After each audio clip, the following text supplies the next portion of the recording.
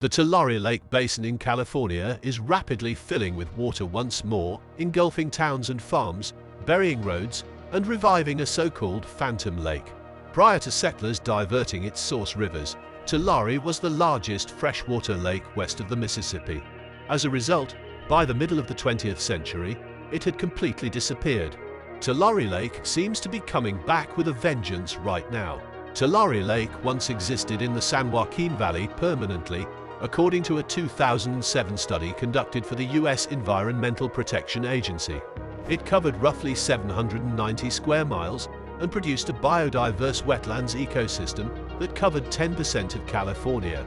By gradually drying out the lake and exposing nutrient-rich soil, settlers started diverting the tributaries of the Tulare River for agricultural use in the late 1800s.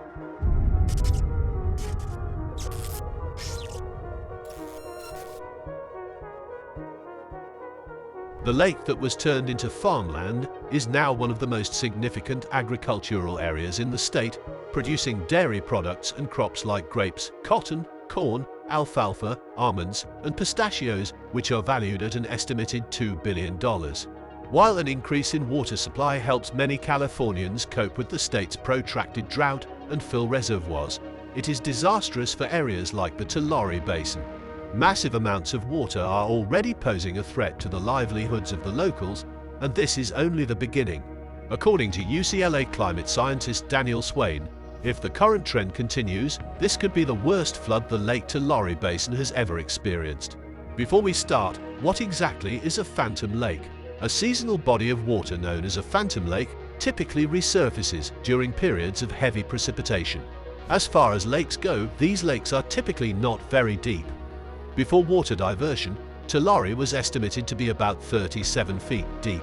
Due to their greater surface area to volume ratio, shallow lakes dry out much more quickly than deeper ones.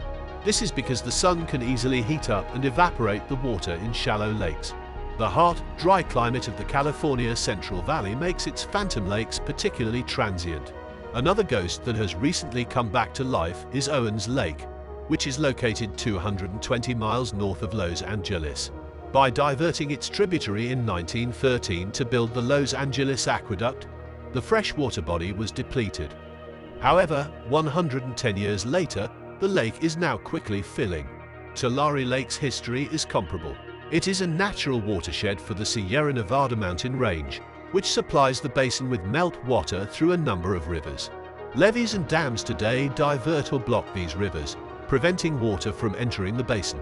However, those systems are limited in their ability to prevent flooding in the face of a massive influx of water, as the most recent storms have shown. The recent storms in the area were caused by atmospheric rivers, which are long, slender plumes of atmospheric moisture. Since warm air can hold a lot more water than cold air, they are native to tropical regions.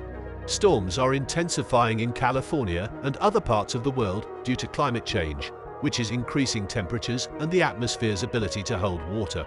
Most of the water that will enter the Tulare Basin hasn't yet done so, despite the fact that there has already been significant flooding, according to Swain. Snow from the Sierra Nevada mountain range can still melt and flow downhill in large quantities. Following an increase in extreme precipitation events, the risk of flooding is likely to increase throughout California, but the Tulare Lake region is the most at risk. The basin, according to Swain, is where we very strongly anticipate that flood risk will increase to the greatest extent in a warming climate due to its low elevations and proximity to the Sierra Nevadas.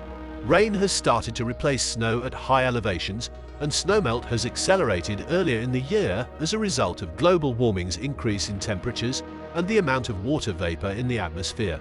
Swain also notes that a future event with slightly higher temperatures but the same amount of precipitation could result in a much more severe flood. Flooding is caused by snow and rain, but as temperatures rise, it gets worse. From where does all the water come from? East of the San Joaquin Valley is the Sierra Nevada mountain range. Every spring, as the weather warms, the winter snowpack starts to melt. Gravity causes meltwater to be drawn from the mountains and into the valley's lowest points, specifically the Tulare Lake Basin. The snowpack in the Sierra Nevada is 3 times greater than average this year, and is still increasing. The Southern Sierra's estimated snowpack on April 4, 2023 is 302% above average. According to Swain, all of that water will eventually need to enter the San Joaquin watershed, and a lot of it will pass through the Tulare Lake Basin. That will present some significant difficulties more challenging than what we are currently experiencing. The Tulare Lake flood's duration is unknown. Tulare Lake is isolated. Any water that enters the basin sits there until it evaporates because there are no tributaries or outlets for it. Most of the water cannot escape through the ground beneath the former lake because of an impermeable clay layer. In the past, the lake has occasionally been revived. The lake did not completely disappear after the last major flood in 1985, according to the Fresno Bee, which occurred in 1982 and 1983, the second wettest time period ever recorded in the region. Since there is still a significant amount of snow waiting to melt, it may take months or even years for the water that has already accumulated during this year's flood to evaporate. As of April 5, the Tulare Lake Basin's precipitation levels are comparable to its two wettest years on record, 1968 and 1969. Is there any viable solution to this problem?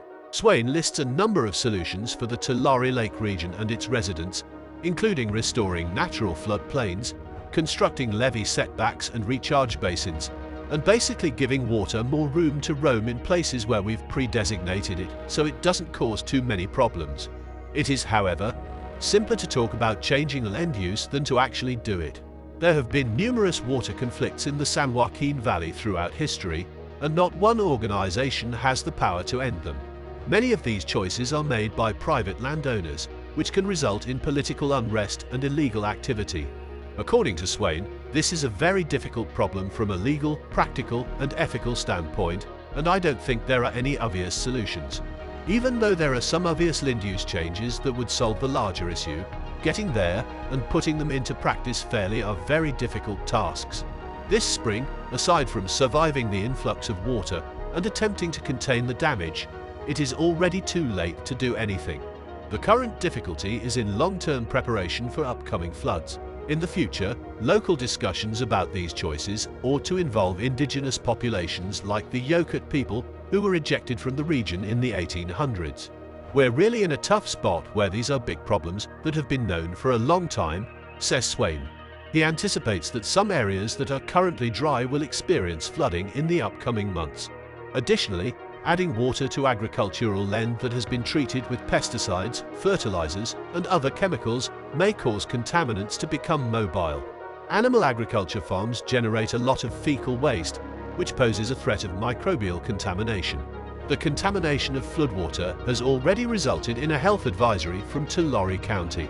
For some people, especially in the San Joaquin Valley and the Tulare Basin, it's going to be a long spring, according to Swain. Was your attention caught by this story? Please subscribe to Weather Collapse if you want to know more and be updated on the latest news about natural calamities or disasters happening all over the world, and don't forget to like today's video. We'll see you in the next video. Thanks for watching.